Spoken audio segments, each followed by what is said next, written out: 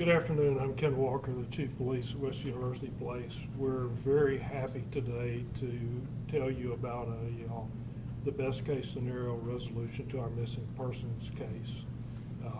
With me is Constable Alan Rosen and one of our officers, David Davis, who will speak in Spanish if needed.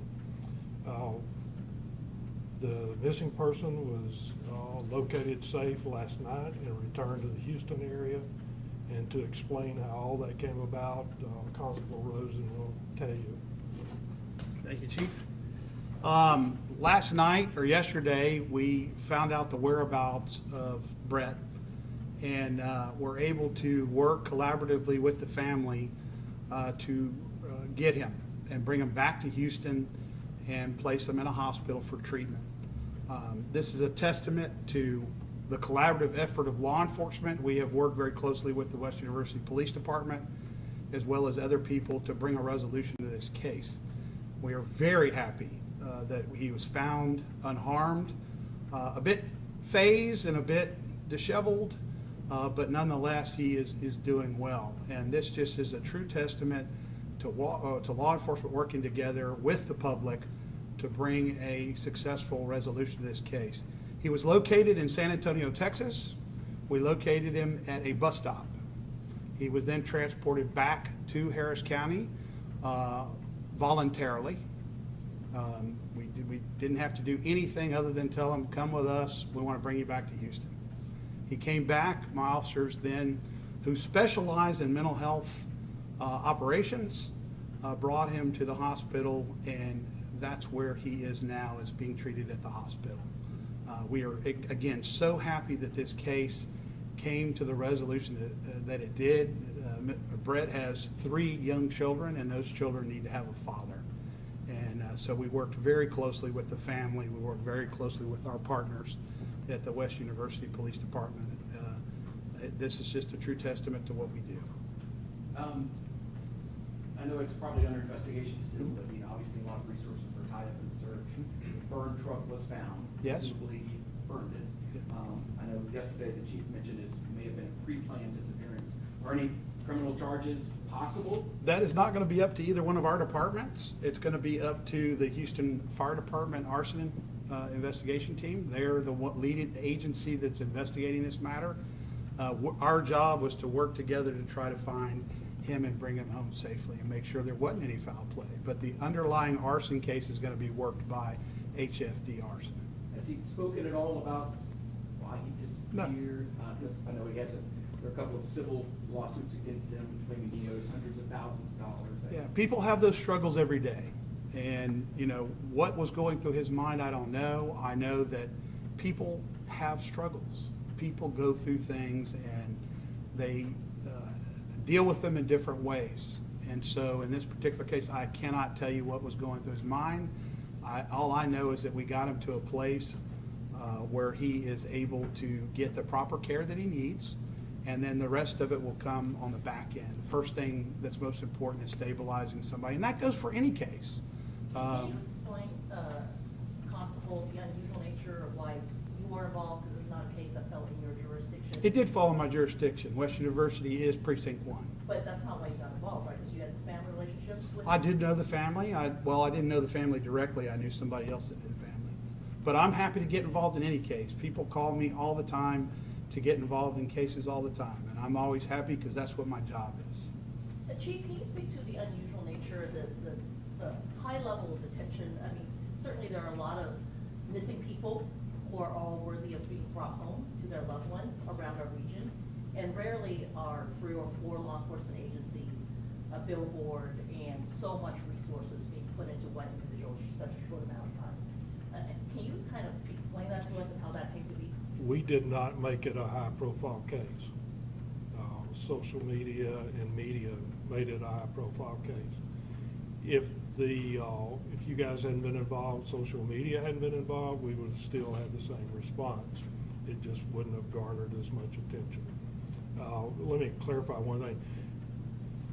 We are not investigating the missing person for a crime. We are still investigating people that may have been complicit and some things that were occurring, and we'll continue to run those leads down. Are you saying that he had assistance in being missing? No. We're saying that there may have been people that were complicit in other things that he was involved with, maybe even the missing. We don't know. But we're going to continue to run down leads until we find out. You're talking more like some of the maybe financial crimes or other incidents involving We're still investigating, trying to determine if other crimes were committed, and if so, who was involved. Do you feel like his family were forthcoming from the very beginning about, they genuinely knew he was missing and there was not any sort of? We have no information that would indicate anything other than a grieving family that was hurting really badly. Can you talk to us a little bit about the intense pressure you felt, I guess from the social media attention? I mean, this is my first time covering the story, but I've been aware of it for the whole week that's been going on.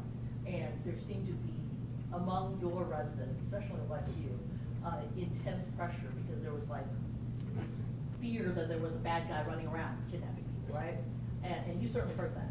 And the challenge of saying, hey, this is like missing people for adults, pretty normal, and there's not like some random guy running around kidnapping people. Early on, our guys were able to develop evidence that showed that he probably left on his own for a lot of reasons. We don't do pressure. If nobody had known about it, our response would have been exactly the same. That's how we investigate things. Are you going to, like, how much money did this cost the city of Westview? You know, a lot. We haven't looked at the numbers yet. The ones that I really feel badly for, the great people at EquiSearch. It was hot last Thursday and Friday, and those volunteers were out doing a magnificent job, and I feel badly for them. But I don't have a total number of expense yet. And there's no way you can ask for the cost, I guess the taxpayers would just bear the burden of this. Probably. Just like any other case, we bear the burden of it. I don't see any way that won't. That's what we get paid for. Was it the Greyhound bus stop? It was, I don't know if it's Greyhound or not, but, you know, to elaborate what Chief said is, we do these cases every day. It's our job, it's our fiduciary duty to investigate any matters, and it doesn't come down to what the expense is. We just have a job to do, and we're gonna do that job. And us working together is what you should want law enforcement to do, is work collaboratively on cases. We do it every single day. We work with other agencies to address criminal matters, missing persons, animal cruelty. It doesn't matter. That's our job, that's our duty, that's what the oath that we took. And so this case was no different than any other case that we Come were. on, you can't say I that. just did. I mean, let's be honest, you got 3 agencies. You have You know, you have the billboard within like a day or two. Maya, You spent hundreds of you're thousands just, of you're dollars. wrong. I'm just telling you that we would call out EquiSearch if we thought somebody had committed suicide in a park. HFD arson investigates arsons every day. That's not something that we do. We work together to find a missing person, and if there did become criminal activity that happened as a result of it, we would deal with that. So, I mean, I work every day, and so does the chief. Every day we work with different agencies to solve issues, whether it's a case of a missing person, or just like I said, animal cruelty, or somebody that broke into a building, or a mental health issue. All of that gets dealt with the same way. How did you figure There's out no he was in? favoritisms. I'm sorry? How did you figure out he was in? He reached out to the family by email. So he emailed his wife or He his did, sister? yes. And we had to verify it wasn't a hoax. We had to verify it wasn't somebody that was holding him hostage. We don't know, we didn't know anything. What did he say? What did who say? He said in the email. I'm not gonna get into that. Were any drugs found on his person? No. When you picked him No, up? no. Any, He was ready for treatment. What was Ready that? for help, As ready far to as- be medically evaluated. As far as treatment, medically evaluated and rehab, or? No, there's no rehab, there's just, he was medically treated. He's at a hospital being medically treated. How was his interaction with your deputies? Excellent. Excellent. Did he say anything? Did they know anything? No. out of the ordinary? No, sir. Chief, we understand some unmarked units may have been at the residence this morning with government plates. Do you know anything about that? Is that just erroneous? I don't know anything about it. I There don't may have either. been one there, but it wasn't us. It wasn't us. Let me, it seems you're asking a lot of questions about who worked what. For those of you that weren't born in Texas, Texas law enforcement works together. It may not be that way in other parts of the country, but that's the way it is here, and the constable's right. We work together all the time.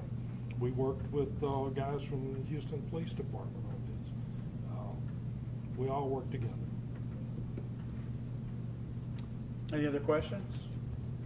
I don't think that, I mean, I think the thought that some people have, it seemed like it's off. Usually, missing persons cases just don't get that much attention. It was a little extra than a missing person though, Maya. There was a burned car, so we didn't know what we really had. It's anytime you have an early on an investigation, you don't know which direction. We arranged for EquiSearch to come out there because we fully expected to find somebody in a park that may have committed suicide. We just didn't know. So we have to run down and have to treat it with all the different ramifications of what could be or what couldn't be. That's the way we investigate cases. We're gonna wind this up now. You have one question over here. Yes. Yes.